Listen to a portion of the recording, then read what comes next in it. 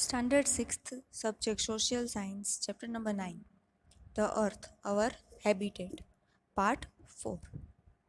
In previous part, we have learned about latitudes and longitudes on Earth. There are imaginary lines drawn on Earth, latitudes and longitudes, which we are used to understand the Earth. Today, we are going to learn about the main important latitudes on the Earth.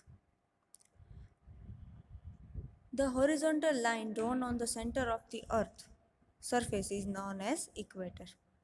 This equator divides Earth into two parts. Upper part is northern hemisphere and lower part is southern hemisphere. You can see that Earth is divided in two parts in this photograph.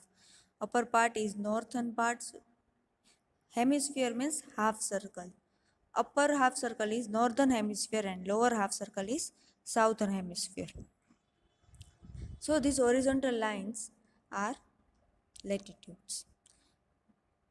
In this picture you can see that there is a center line on the earth. It is known as equator. This equator divides this earth into two equal parts.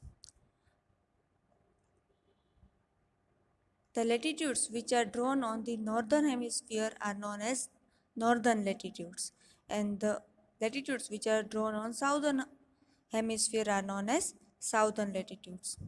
On the right side you can see that degrees are written on these latitudes. On the upper part of the northern hemisphere, there is written as 23.5 degree north. This latitude is known as Tropic of Cancer. Same distance, at the same distance in southern part, there is 23.5 degree S. S means south.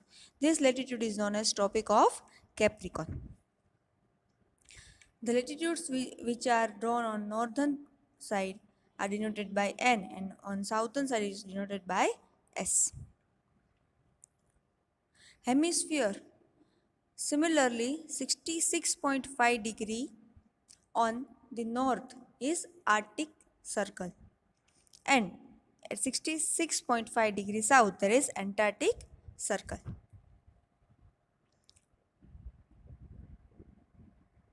The speed of the sun between Tropic of Cancer and Tropic of Capricorn on south are called solstice. Therefore, the circle between these are called solstice. It takes 6 months for the speed of the sun. The upper part at 90 degree north is North Pole and in bottom there is South Pole. The sun rays falls almost straight between Tropic of Cancer and Tropic of Capricorn. Therefore, they get more sunlight.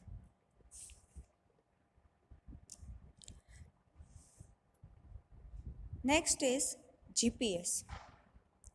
We all know that whenever we are going outside at any new place or we want to know about any new place or to get information of new place, we are finding it from in our mobile phone through maps or Google Earth. This is because of GPS system, Global Positioning System. It is used to find any place through our mobile and Google Earth. The latitude and longitude location of any place may be found with the help of mobile, which have internet access. If we have an internet facility in our mobile phone, we can find any place. We can also find our home through GPS and we can find the location of any place through this system. This is all because of latitude and longitude locations included in our phone. After learning about latitudes, we are going to learn about major or important longitudes. There are two major longitudes. First is Greenwich Mean Time, means GMT line. In this photo, you can see Greenwich is written. This place The 0 degree longitude is passed through this place. The middle longitude passed through Greenwich. That means 0 degree longitude. It divides the earth into two equal parts from east to west, which is known as eastern hemisphere and western hemisphere. The longitude up to 180 degree east of Greenwich line are called eastern longitudes, and longitudes up to 180 degree west of Greenwich are called western latitudes. This is the major longitude because it is located at 0 degree. Second major longitude is international dateline. What do you mean by international dateline? As we all know that on the earth, same date is followed in each country. How is this possible? We all know that there are different time locations at different part of the earth, but still there are same date in all the places. This is done because of international dateline. At 180 degree longitude is called international dateline. It is just one longitude. The date and time changes when we across this line. It passes through Pacific Ocean. This line is passed through Pacific Ocean. You can see in this photo that a red line is drawn on the Pacific Ocean and it divides the earth into two parts, and it didn't cross any of the country because it is an imaginary line that they have make it flexible and make it pass through the ocean only and didn't enter any of the country. So it is exactly not at 180 degree at the same place, but it is in zigzag form. Why?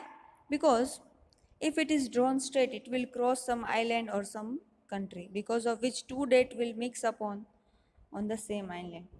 Is this possible? We can use two dates in the same country? No. That's why it is made in a zigzag manner. In same place, while going on the other side of an island, date may changes. On the left side there will be one date and on the right side there will be another. But it cannot be possible to use two dates in the one country or one island. Therefore, to prevent this, they have made it in a zigzag manner and pass through only the ocean. To prevent this confusion, the line is divided roughly to avoid any confusion of date. This line is drawn through the sea and not on to the land. See, in this picture, this zigzag line pass through the Pacific Ocean. On the upper part of this line, there is Russia and New Zealand, and in the lower part of this line, there is Alaska. If there is Monday in Russia and New Zealand, then there will be Sunday in Alaska. But if this line passes through Russia, then there will be 2 days in Russia, Monday and Sunday and Monday. So, to avoid this type of confusion, they have made it zigzag and try to pass it through the ocean and saves Russia from being that confusion. In same way, seasons are also divided, decided on the latitudes and longitudes of the earth. In this picture, it becomes clear that earth is divided in different parts on the basis of difference in temperature, light, heat and cold. We all know that there is less sunlight on the 90 degree of north and 90 degree of south because earth is tilted. So these regions receiving less light and heat. In this picture, there are three zones: frigid zone, temperate zone and torrid zone. Torrid zone gets excessive heat, temperate zone gets moderate heat and cold, and a frigid zone gets excessive cold.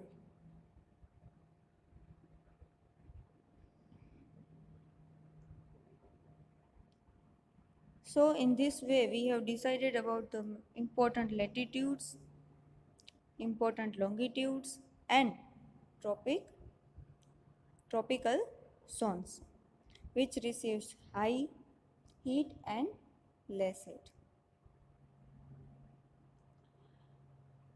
In this picture, the frigid zone get excessive cold because there is less heat, less sun rays falls on it.